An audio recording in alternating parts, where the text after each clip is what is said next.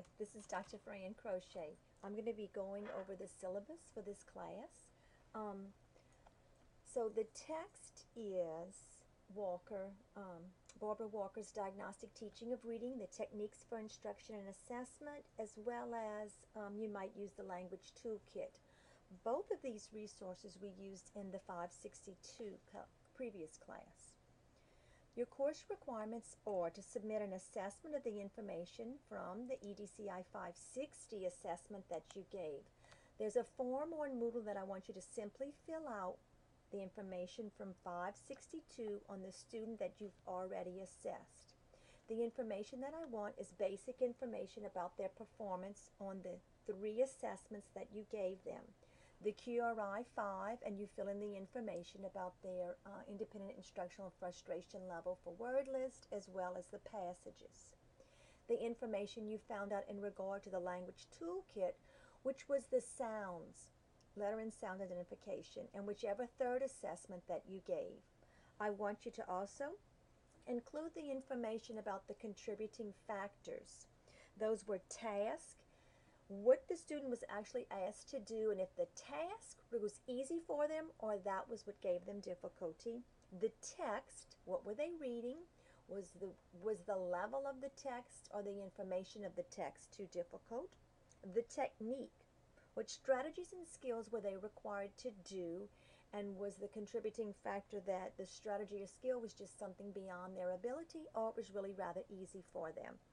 And the 4th factor is the situational context, which has to do with the actual place and location of where you administered the assessments.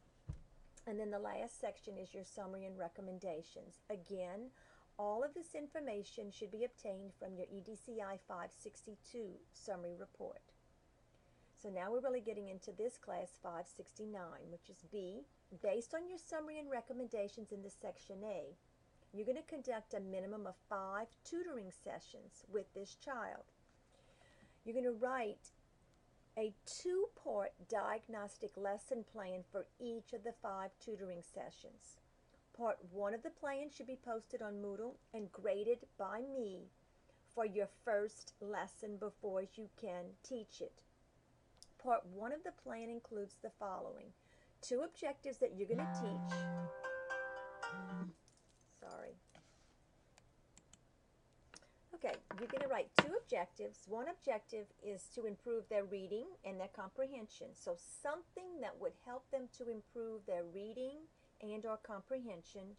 And then one of the objectives, the second objective, is to do with writing, to improve their writing, which could be the steps in the writing process, being able to brainstorm, do a rough draft, being able to revise, edit, being able to make complex sentences, editing, and then proofreading. And that is all in column 1. Any materials that will be needed in order for you to be successful to reach those objectives will be put in column 2. Column 3 is a description of how the strategy is going to be taught, modeled, and practiced, identifying their initial performance level of the task. Okay? Now, describe how you will teach writing. It could be a language experience if you want to. It could be working on a writing piece that would take up the entire 5 sessions, because writing is not done in one sitting. That's all in column 3. It all has to do with how you're going to teach. Okay. With the personalized reading and writing, this can be a journal that you first respond in, then you have the student read and respond, then you respond back to their comments. So this journal is going back. With the personalized reading and writing, it's like a journal that is going back and forth between you and the student, where you write and express. And so you might start off saying something about we're getting ready for Mardi Gras, making a comment about Mardi Gras, making a comment about something that's happening at the school and how they feel about it, and something that they did really well and you want to comment on it. And then you're asking them to respond, and then you're going to respond. The response could be concerning something from which you're reading to the student. This all goes in column 3.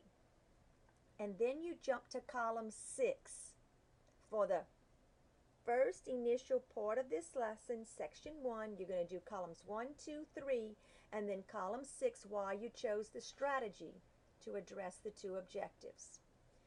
So, lesson number 1, part 1 of the plan should be posted on Moodle. I should grade it before it's implemented. The approval of subsequent lessons depends upon how well you wrote this one, the implementation, and you filling in columns 4 and 5. Okay. After you implement the lesson, part 2 is where you fill in the rest of column 3, column 4, and column 5. Part 2 should be added and posted on Moodle. I will grade these sections. Part 2 of the plan consists of your pre-test and your post-test performance on the skill. Really, just the pre-test here. So I'm working on short vowels. I'm going to test them on those short vowels, and then we're going to do activities and work with them.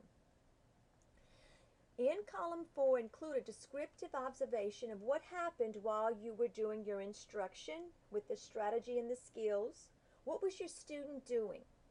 Their process writing time, which is when you're working on a writing strategy, or it could be where you're working on editing, revising, you're working on a paper that will cover these 5 sessions. And your personalized reading and writing, which is your log that you're sending back and forth with them. Then include your post-performance on those 2 objectives, those skills, all in column 4. In column 5, you identify the effectiveness of your instruction, any interpretations that would help to clarify why the student performed the way they did that day on those skills, strategies, tasks. And now what should you do next? The other thing that you're going to be doing, so you're going to do 5 of these lessons. They have 2 parts to each of the lesson. You're also going to be conducting 2 peer reviews on an assigned classmate. You're going to peer review lesson 2, the entire lesson, all 6 columns once it's completed, and lesson plan number 4. Complete the peer reviews on diagnostic lessons 2 and 4 and identify the following issues. Any concerns, suggestions, and strengths must also be included. So peer review, it's going to be peer review lesson number 2 or lesson number 4, your name and who you're reviewing. The log entry date and time. Now review their performance and ability to address items, and it should be items 1 through 4 is really about addressing their lesson plan, and then 5, 6, and 7 has to do with you. So number 1, the instructional approaches. Are they specific to what you feel the student's needs are, their diverse issues, and is the differentiated instruction appropriate for them? Evidence of the developmental continuum.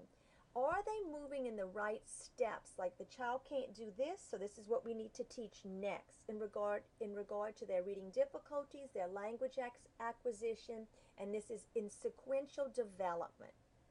The use and support of technology in instruction and our assessment. Are they using an iPad? Are they using technology with fun games? Using technology for instruction or for the writing aspect? Number 4, there's a clear use of assessment data from the tutoring sessions which is driving the instruction and the instructional practices. My instruction is based on my child's performance, what they can do and what they cannot do. Now, 5, you come up with suggestions for acquiring or adapting the material to help that student to be more successful.